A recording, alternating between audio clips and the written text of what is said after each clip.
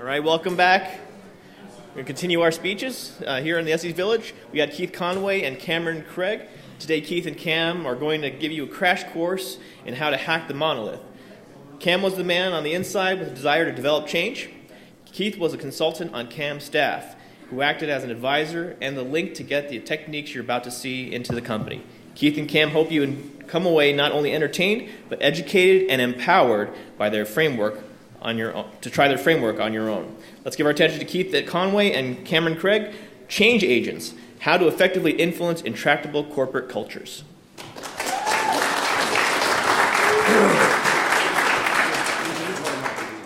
Okay. All right, thanks everyone for coming out. I really appreciate you guys being here after 7 o'clock on Saturday night when it's peak party time at DEF CON. Real quick, I'm Keith. This is Cam. We're here to help you guys figure out how to hack intractable corporations. Just by a quick show of hands. Actually, hold on 1 second. Disclaimer, this is our story. These are our opinions. Your mileage may vary. Don't be evil.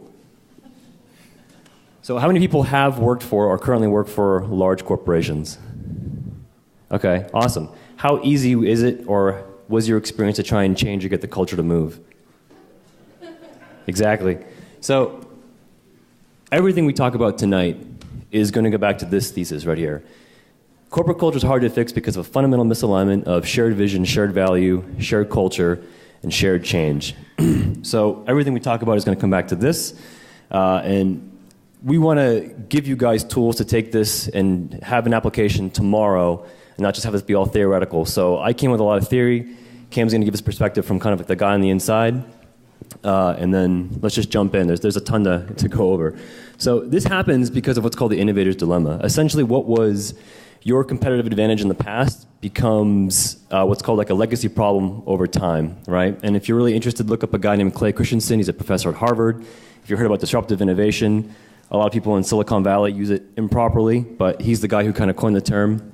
It's also because of exponential growth, right? So the rate of change is accelerating.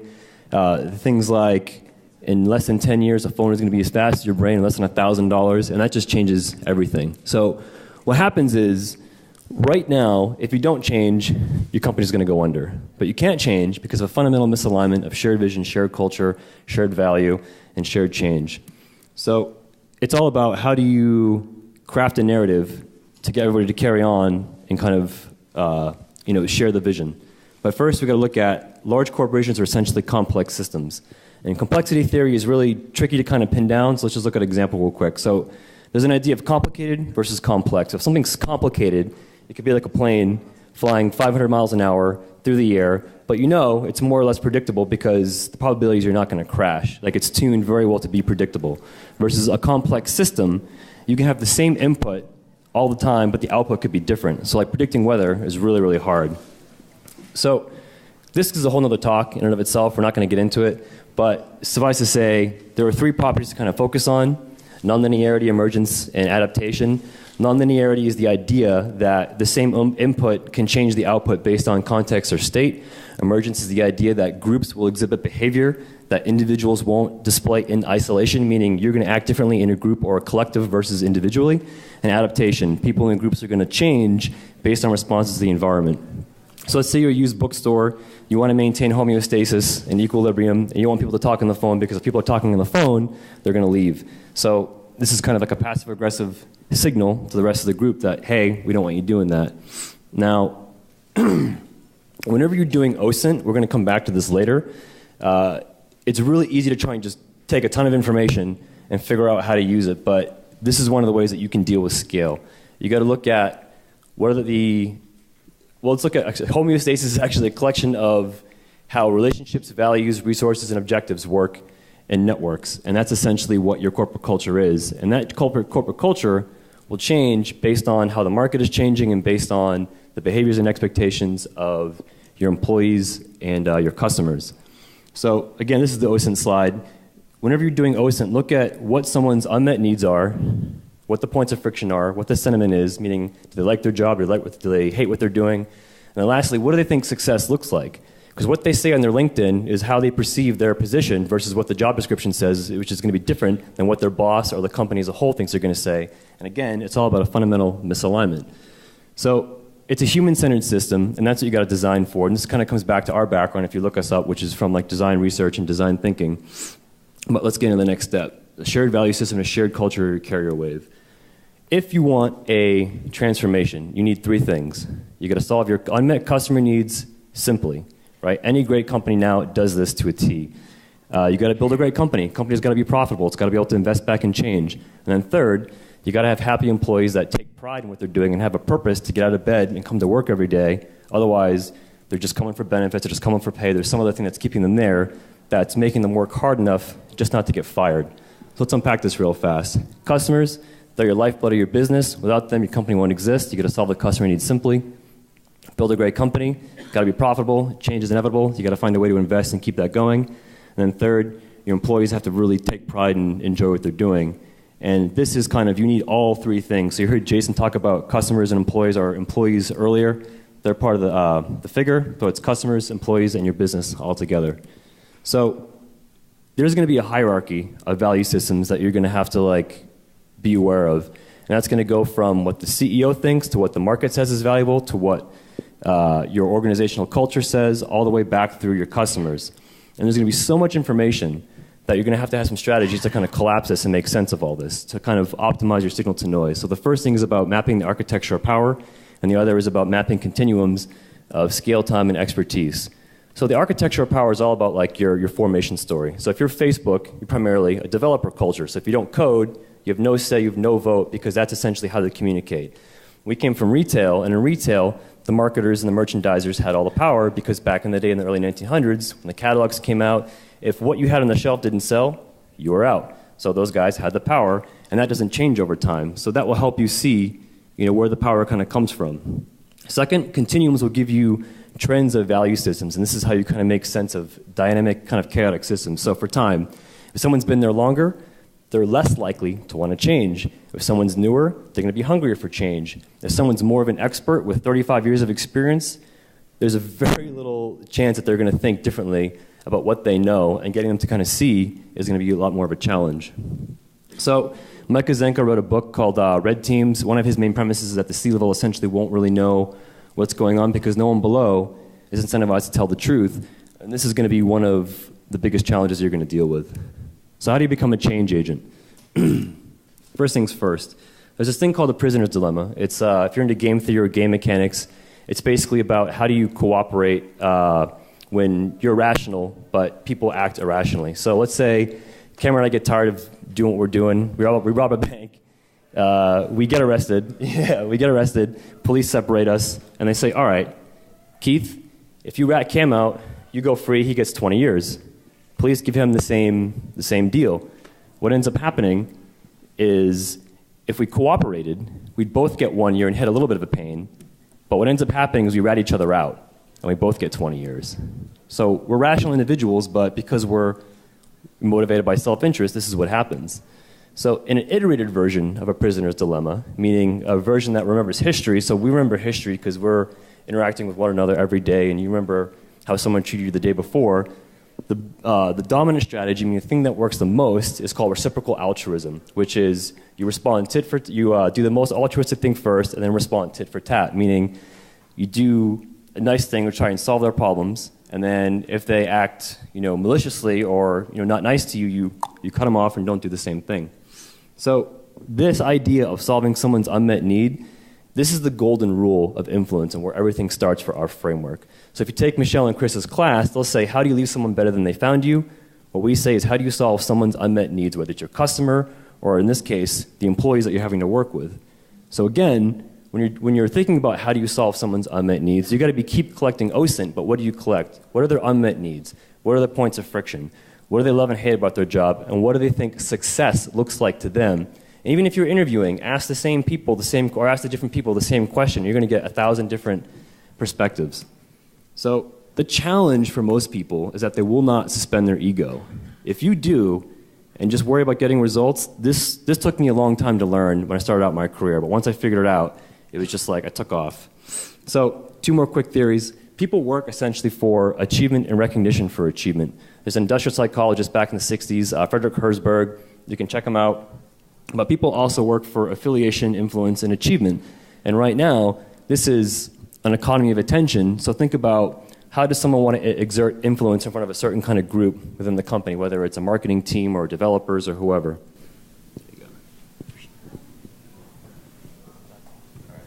So, or maybe I won't.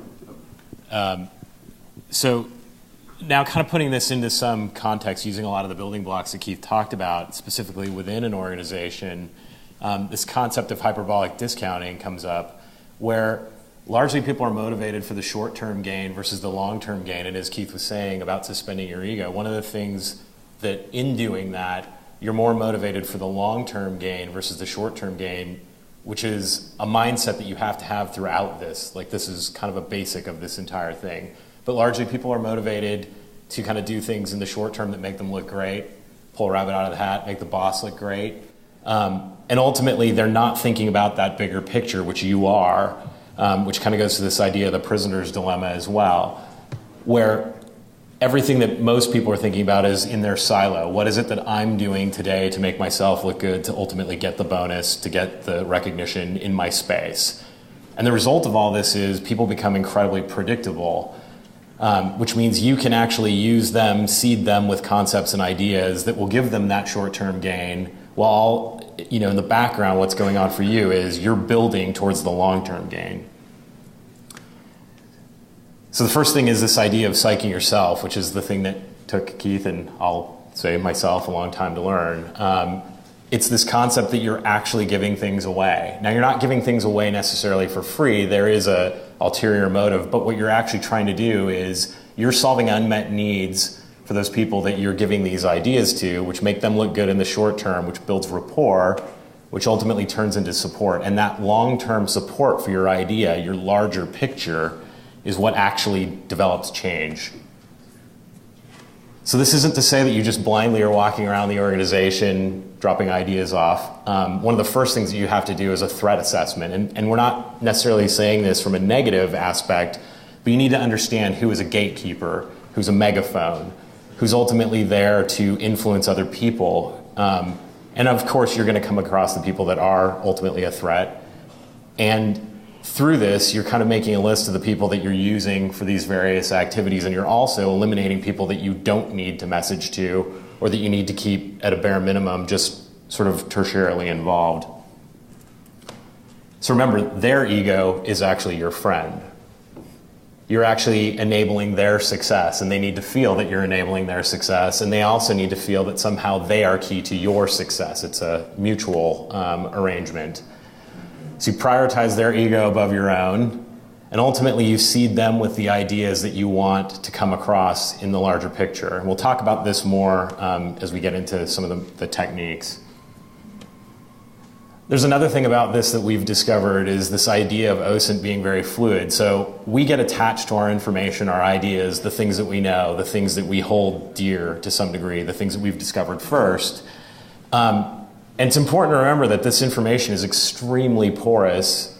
It's also time sensitive, and it's always changing, and it's always going out of date. And on a bad day, it is potentially misleading. So the thing is to never get too attached to that, because the system is always changing, and thus your information and ultimately your OSINT is changing.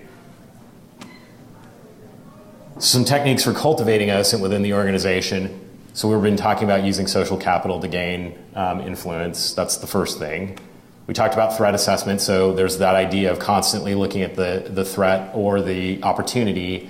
And in these large sort of matrixed environments, the further you go and the more that your message travels, what you end up finding is there's more and more people that you actually have to assess. And each of them has some way of sort of catapulting you up to the next level or potentially taking you down. And as these organizations change, mold into one another or collapse, you've got to kind of continue to take not only the information, but the people into account. So the cycle of OSINT in a nutshell. Suspend your ego, the biggest one. It's the hardest one as well. That continuous collection of OSINT and knowing that it's porous. The continual reevaluation of the people that are working with you. And then ultimately expanding your influence, so you're actually trying to target the folks that you know can take your message the furthest.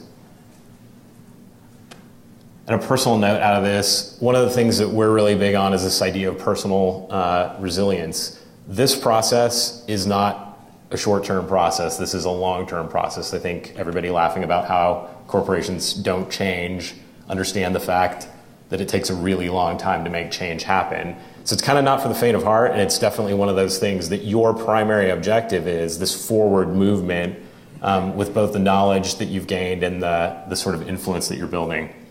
That is it. It isn't really, to some degree, about the smaller things that you're dropping off. Because the other end of that is you can immediately get sucked down into mindless detail, tons of meetings, no decisions. And the biggest thing in all of this is it erodes your ability to think. And that is one of the things that when people come in fresh, they've got a perspective, they've got new knowledge, they've got new ideas. And over time, that erodes to the point where they become like everybody else, stuck in a silo. Super important to remember, there's more of them than you. You are walking amongst the sheep. And, with that numerical superiority comes the potential for being sucked down to the point of death. Not literally, but you get the meaning. So the next bit is around the content and the narrative, right? So it's this idea of you're coming into a situation, you need to learn the narrative so that you can change the narrative.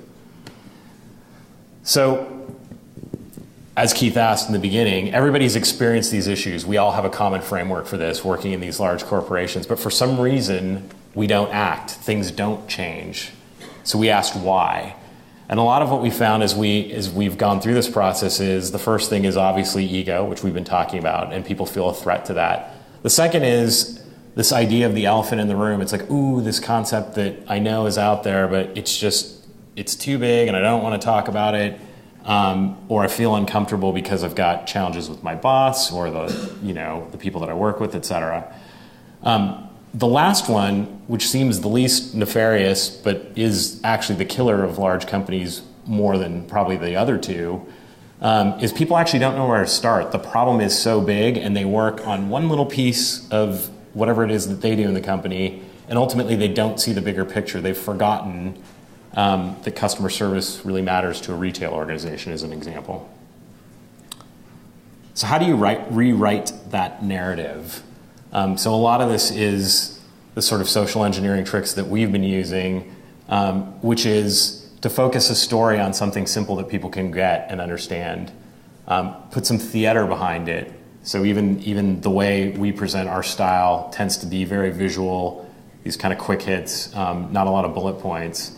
The other thing is to have a plan and to be succinct and have that plan hit at every level. So it needs to solve the unmet need for the person who you're trying to influence at the lower level. And at the top level, it needs to kind of be the macro plan.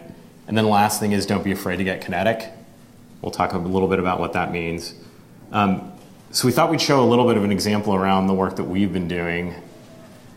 So this is the concept that we kind of came up with, which was this ever-changing thing within Macy's. So the story is the world is changing away from this, as we all know, to this. We also threw some financial things in there to kind of shake things up. The customer is also changing. We, however, are not. So this is a little bit of theater, and this is actual, real photos of the environment that we work in. Lastly, scare them with their competition, as those people are beginning to fail in the industry. So this is actually a photo of the Sears corporate campus looking at the Sears Tower, both of which have been sold. And as you know, most things Sears are being liquidated or sort of unbranded. And the next step is you have to have a plan. So our idea was that Macy's is this magical connection point between customers and brands. Within the organization, brands are referred to as vendors, so they're sort of seen as a subordinate. And the idea here was, through the use of data mainly, that we would be this amazing conduit between these two groups of people and that we would actually bring them together. So this idea that the future is not cheap products, it's bespoke products. Customers actually want tailored products. Oh, and hey, look, we happen to have both a very large virtual presence and a very large brick and mortar presence that we could use to enable this stuff. Manufacturing is getting cheaper, and wouldn't it be great to make things in America again, maybe in all of that real estate that's sitting around? And lastly, our pitch was that essentially we would use the data that we already have to fund this effort. So it is a zero-sum gain in terms of, or a zero-sum spend in terms of what they need to make this happen, or at least get us on the books.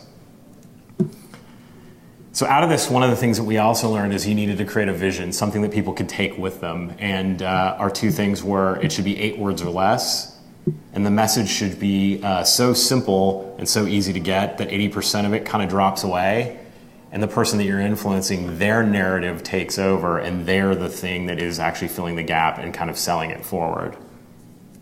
So again, back to our example, the best customer experience wins. 5 simple words. We also kind of threw some payload behind it, what would actually enable that, this idea of simplicity, convenience, and trust, kind of the baseline of everything that needs to be done. And lastly, as Keith had said, we made the pitch that this is actually the brand in a company that hangs most of its importance around what the brand actually means. Saying that the customer experience is the brand really kind of drove that home for both merchants and marketing, who are the power structure. So what about getting kinetic? So we had learned along the way that there was going to be a meeting of basically everybody who was a decision maker to go or no-go this. We staged ourselves outside, waited for everybody to show up. They were about 20 minutes in talking about this plan, their version of the plan, and we literally slid this under the door and got the attention of one of the people who was in the meeting, who picked it up and was like, oh my God, they've solved our problem. The next thing that we did, kind of to prove some of the points around why this was important, early on in my career there, we had this Pope bookmark 2 popes ago. And it was largely thought that for some reason this thing didn't actually exist in our inventory. It was a flaw in the data. The funny thing was, you actually see on the website that it's available in stock, ready to go. I'm actually having this conversation with our COO, who doesn't believe that this is reality. And then I hear furious typing on the keyboard in his office. And sure enough, he finds a whole stack of them available for delivery in the DC. Interesting. So this kind of became a bit of a badge as well. So I bought as many of them as I could buy, and I left one in inventory so it would continue to show up in search results so that we could keep this kind of going. Every single time I met with an exec to give them any sort of book, like red teaming or change by design, they'd get a bookmark.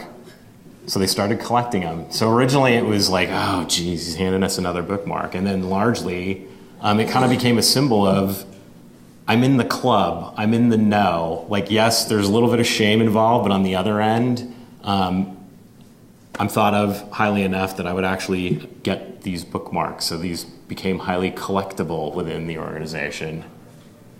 All right, the next slide. All right, so one of the other things we did was called a journey map. And basically all the journey map does is you map left to right an actual process. So all the kind of greenish yellow post-its on the top, this is like what checkout looks like. It's like 30 plus steps, which is way too long to check yourself out. And if you go top to bottom, the little pink guys are basically everything that's busted or like a breakdown.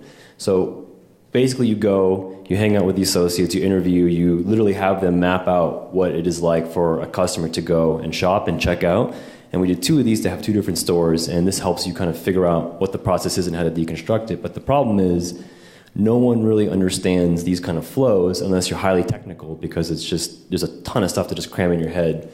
So Cam's old boss said, someone should just get a couple GoPros and then record this thing and then show them how long it takes. So we did that. This guy here is a buddy of mine, and that's another friend of mine on the top left. We did a 3-person crew, super fast and light. We didn't tell anyone we were doing this, because if we did, then all of a sudden other groups would want to come in and we have to use our editors and do this, and it just would have taken way too long. So next one. So this is a bunch of tactical packs and just gear I had because I got a film background. And we just went light and fast. A couple grip arms, 4 GoPros, 4K, jam synced, what's called double system sound. So we actually had shotguns hidden wirelessly back. Next. And we set it up and filmed it like a little TV series. So we have the left side, the right side, the POS, meaning the little register guy, so you can actually see the details of what's going on during the transaction. And then we had a little handheld guy and a gimbal.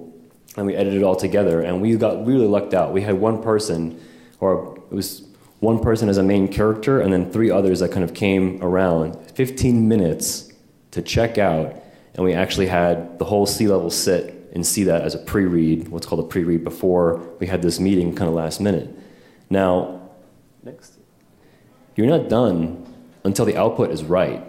So this is the boardroom at Macy's, and it's super old school, and I don't know if you guys follow astrology, but this day Mercury went retrograde, so all the tech was getting whacked out, and we literally had to go and troubleshoot the scaler, and I had to go with the tech, with the satellite team, to make it work, to make sure it presented properly, because Cam was in San Francisco, we were in New York. You can't send high-definition video through the network because it's just going to clip and play, and they think it's just like, okay, whatever, it's no big deal, but it's a lot. It's it takes a lot to get the IT to go. So you guys are all in security, so sysadmins are your friends. They help you make it work. But again, you're not done until the output is done and tested. So I think one thing about this at a higher level too was we did this, as Keith said, to illustrate the point, and it was done in a matter of a couple of weeks, and it became an undeniable fact of how things actually worked, where a lot of times people were saying, oh no, there's a reason why. You couldn't actually deny the fact that things didn't work when you saw the video. And it was a huge moment of change. Like, you saw that sweep across that boardroom from the chairman on down. We're like, we have to fix this. And I don't think that would have been done had we not been able to capture that and actually show customers struggling through that process. So how do you know when you're getting it right? The first thing is the narrative is shared. It's a shared vision. People start adopting it. People start saying, oh, I understand that, and yes, like, I'm all about simplicity. The vision is something that everybody kind of buys into, and it enables them at the level that they're working at, but they're also seeing it in the larger picture. And it also ends up being something that they can see themselves in, like, yes, I want the company to be simpler. And ultimately, as we've been saying throughout this, it needs to solve an unmet need, both for them and for the company at large. People do want to actually show up and do a good job. We definitely saw that, even in something as large and monolithic as the environment that we were in. But they need to have something that they can attach to and actually feel tangibly involved with. You also know it's working when they start using your ideas and words. So all of a sudden, like, these hack shirts showed up. It was like, whoa, okay. We want to hack the company, which is concepts that we had been kind of throwing around through both the idea of red teaming and sort of our larger experience in terms of things that we had built on the fly. So in the end, the process from there is this idea of adapt and iterate until you get up as far as you can go. And for us, our feeling is that without buy-off from the CEO and without a mandate from the CEO, change is probably going to be pretty slow. So again, back to our main concept. Everyone wants to be a hero. So they want to be able to be a hero to their boss, but they also want to make sure that they're achieving the things that they set out to do, which are normally called KPIs. One of the things that we realized is as we kept doing this, we kept getting invited to larger and larger meetings with bigger and bigger divisions around the company, and everybody had their own version of what they thought success was, that we ended up having to kind of map back to the larger thing. So we have to kind of tailor the message as we're doing that. So again, back to the personal side of it, remember, slow and steady. It takes a long time to get there, but the message ends up being the currency that is being traded, and ultimately they're bringing the message forward and they're bringing you along with it. So a couple things back to this and talking about tailoring.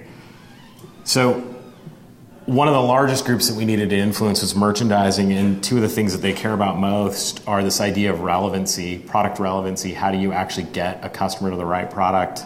And partnerships. So we wrote a vignette where we talked about one of the partners that we were working with, Fitbit, using their data to enrich our data and ultimately use that to drive what the customer sees on the website. And we pitched this idea of a dynamic page that would not only present products but also would present ideas for runners, as an example. And because we know that you're running and how much you're running from Fitbit, We can also recommend products to go along with your Fitbit. We also could say, hey, after a while, Nike shoes wear out. You do 10 miles a week, you should probably be switching shoes out every 45 days. And again, this idea that the data is really the currency, and that mesh between data stores is ultimately the thing that's going to drive a better experience. So how did it work? It worked pretty well. So this is an actual message. The names have been blanked out, but you can see it's, hey, Cam, I just got off the phone with the head of merchandising, and apparently you guys were a hit. They apparently couldn't stop talking about the presentation and how important it was. They think you guys are super smart, and they want people to see it. Awesome job. Which actually did get us to the place where we were developing content for the C-level. So these are two folks that are on the board. And the thing that you can't see is this slide. So they actually just pulled the slide straight out of our deck and stuck it in there, which was pretty amazing. And that's what you want to actually have happen. That's how this whole thing works. The secret sauce is basically getting them to take parts of your vision, and they're going to use that to make themselves look good in front of their own bosses. And then at some point, they're not going to be able to explain the whole thing. They're only going to be able to do parts of it. So they're going to have to bring you along too. And if you take some time to kind of polish your presentation, kind of how you move, then it'll help. And this is essentially the secret sauce. It's as you're solving unmet needs for people, you want to do that in a coordinated manner, because if you just do one, then okay, one group like the tech or design team, they're getting their needs met. But if you can do 3 or 4 in parallel, everyone's going to be going here, but you're going to be pushing the value up here. And so as everybody's kind of acting in their own self-interest, they're going to actually help you get to where you want to go, which is changing the vision. And that's a subtle way that you change corporate culture without disturbing the equilibrium within the bigger beast. So again, as Keith was saying too, it's all about the efficient amplification. And again, in large companies, what it usually comes down to, not to be totally crass, is the finances. It's people's personal finances. It's the thing that are the objectives that generate their salary, their bonuses, et cetera. So at a low level, you're using that. At a higher level, the performance of the company, the ultimate performance of the company is what the C-level is judged on, and that has a trickle-down effect. Most people that we encountered never really thought about that. They thought about their own KPIs and the things that would generate the highest possibility of a bonus for them. They never thought about the fact that some things that they were doing were contrary to the larger picture or even to other groups, the prisoner's dilemma to some degree. So getting them out of that was a huge step forward. As you're kind of climbing up this rung, the important thing is, again, to get out of the micro and stay macro. So people are ultimately going to be thinking about the things within their silo, but the thing that we're ultimately trying to do is make sure that that macro level is represented. Now, at every level, the thing that we're also trying to do is, in addition to the OSINT that we're throwing out, we're also throwing out tangible ideas to help them get to their goals, which largely should, if they're coordinated, get the company to its larger goal. So this idea of a shiny object at every point. So we're helping kind of seed ideas that make the larger vision work and the objectives at the divisional level. And then ultimately the thing that you're trying to do, as we've been saying, is you're trying to get that buy-off from the CEO. And for us specifically, we were trying to get red teaming as an actual signed-on activity within the company that was sanctioned, that we would control. So in the end, it comes down to kind of, are you in or are you out? Both you, the individual, and the company. So we want to acknowledge that it's taxing. It definitely was something that we had to keep pushing towards. The other thing is you can lose and win, or win and lose, depending on how you look at it. And again, that's all kind of mindset. Or you can get to the CEO and he says, I'm in. And it's great if he says, I'm in, and doesn't suffer from but where do we attack this problem? And you get a clear direction. But in some cases, you get, I'm in, and then nothing materially changes. And these are all kind of the risks that you take when you're trying to make change happen at this level. But it really is about that resilience. And I think that's one of the things that we've learned is we actually did win. The company won. We might not have gotten to all of the goals that we wanted, but at the end of the day, the learnings that we took forward and the things that we gained from this were a huge win. So outside of the company, there are other people that did win. So this idea that we were talking about actually got patented in the time that we were throwing it out. So this idea of making manufacturing happen at a very localized, personalized level. Our friends at Amazon have patented that. At the same time, they also decided that they were going to up their game in terms of customer service through a small company called Whole Foods. Back to us internally, and again, to the KPIs. You can see here, this is actually the real stock chart for the last year. We've put arrows where we actually made the presentation to the CEO, where a lot of it was, let's change how we're messaging to the street, and let's also change the core objectives of what we're trying to get through as a company and make that extremely clear. And the company value actually went up by 10% in that timeline, so you're seeing the peak there. Lastly, for those who are trying to be change agents, the thing that we've realized, and we've seen it while here at DEF CON the last 3 days, is this pattern is everywhere. We've just talked to people in the halls, and it's like they're regaling you with their stories of like, oh, I worked at this company, and it's the exact same problem. Like it is not confined to a single sector or a single industry. It's everywhere.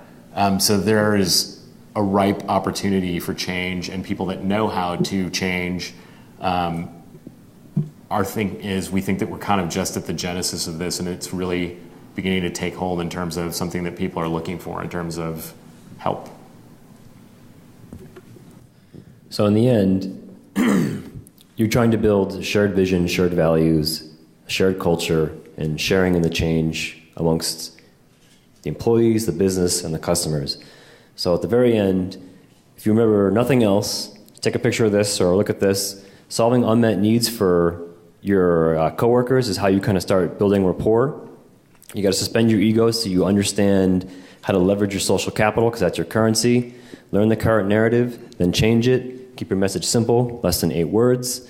And then strategically coordinate the vectors like we talked about earlier. And then just rinse and repeat, adapt and iterate until you hit the CEO. And that's our talk. Thank you.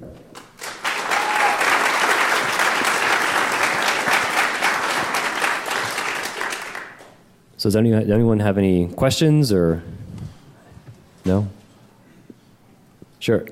So I work for a fairly small company, but I was talking to a friend who works for a very large company, and he came up with these fantastic ideas.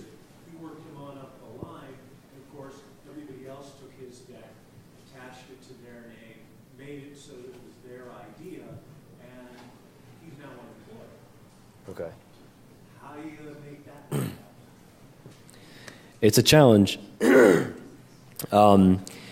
you're just going to have a simple idea and then everyone is going to be pulling it and you can't stop that, then you may not want to be working there, because the culture there is one of, it's not going to say theft, but it's not egalitarian in a way. It is a challenge, you know. Do you have any? I mean, I think the thing that we've had to do is it's constant innovation. So we're always trying to be at least 9 to 18 months ahead. So the things that we're trying to get done now that people would potentially steal, I'll borrow that word, I'll steal that word, is the stuff that we had conceived 18 months ago. So we were already on the way to a new concept that we were trying to actually pitch. And that is the thing that keeps you employed, is you have to be in that space where you're sort of forward-looking beyond what's just happening today. Also, I'm wondering I can see why for this talk it's perfect, but what made you choose to go from bottom up instead of top down? It seems to me to get the CEO buy-in from the beginning. It's a great question. So I've seen this culture in pretty much every company that I've either consulted for or ended up working for. You can get an audience with the CEO sometimes if you have that level of influence. For me, where I was in the stack of hierarchy, there were 2 layers above me, between me and the CEO, so I could actually pick up the phone and call him.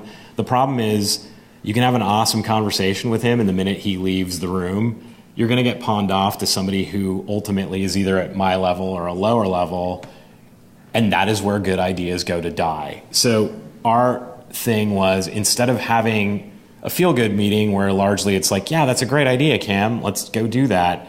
And then it's like, I'm going to bring in all the people from the 27 departments that need to get this done. Our idea was, could you get the idea to them and seeded first, and then go to the CEO with this sort of grander vision and have that buy-in already done to some degree? Yeah. That one I'm hoping doesn't exist in every corporate culture, but I've yet to see one that it doesn't exist. Because again, people, they're working in their silo and they probably want to do what they need to do to make their objectives. They're not really interested in your objectives without some buy-in. On one slide you had a threat matrix. Yeah. If you work in a large corporation, what should be the very top of that threat matrix? Should it be the CEO or your... Yeah. I mean, I think unfortunately it is the CEO. He can either make or break what you're doing. And in the time that we were doing this, we actually had the fortune or misfortune, however you want to look at it, of having two CEOs, the departing CEO and the incoming CEO. And our choice was, let's go after the incoming CEO because, one, he's closer aligned to how we think, but he's also going to be the guy who's going to be the CEO. The previous CEO was definitely not a fan of any of this. So it was, again, bide your time and wait for the new guy to come in. So it's a good question. I don't think there is one most important person in the threat matrix. There are people in that matrix who are going to try and be like, no, you're not doing this because it's going to threaten me. And people who are going to be like, yes, I want to do that. So part of the matrix is understanding who's going to help you, who's going to hurt you. The ones that are going to hurt you, just do whatever you can to get out of the way. The ones that are going to help you, figure out how to incentivize them, keep going. And like I said, there's so much we could talk about today that we didn't. I mean, trying to develop this down to a simple, succinct talk was a lot of work. But in your case, if you're a large company, people want to just take advantage of certain things. So one of the tricks we would use is, okay, hey, if we know someone wants to sink us, we get some other project managers to kind of help out and slow them down, and then give them something to do because they want to have control and they want to have solidarity in what they're doing, and that's fine. But it's, you got to understand it's a complex system. So it's not just linear where this is number one, high priority, this is number two. It's like ebbs and flows. I jumped in late. Were you guys brought in as external consultants, or do you work for Basic directly? So I was an actual employee. So I hired, Keith was actually working there as well as a consultant, but I pulled him from other projects and essentially saw the potential for doing this, so we went after this.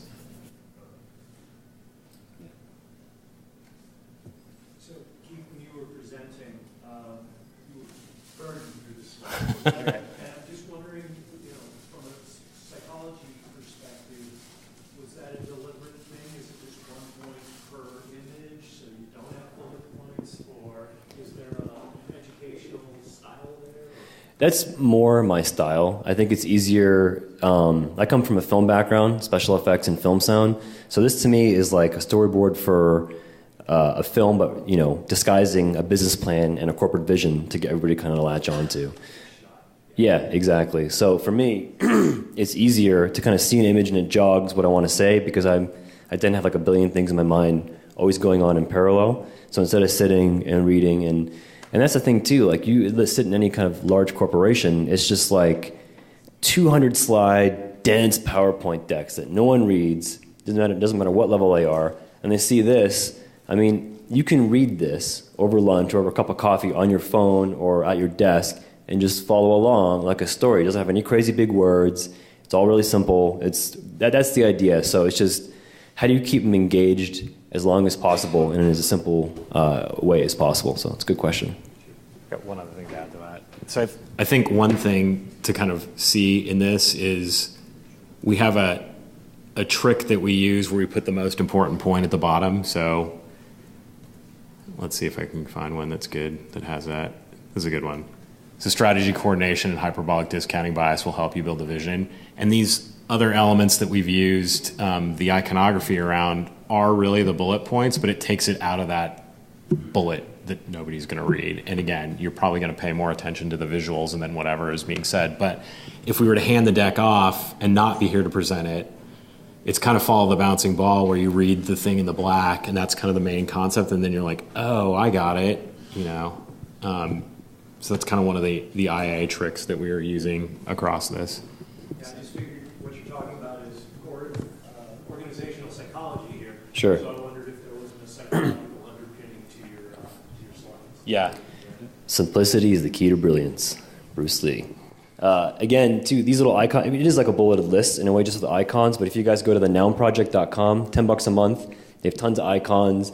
This is really simple. I mean, it's royalty-free unless you're printing T-shirts and stuff, but this is just, and again, it's really easy, but people will try and attack this. So they'll say, oh, you're one of the designy kind of decks. This is a pretty deck, instead of, it's one of our, monolithic PowerPoint, tomes of information that nobody reads. So it's going to happen, and don't worry about it. Just keep doing what you do, keep it simple, and keep pushing the message forward. What's that again? The Noun Project, thenounproject.com. It's got an amazing search engine, so you can put any concept in, and you'll largely get iconography that makes sense. And if not, you can quickly kind of come up with something else that will get you stuff.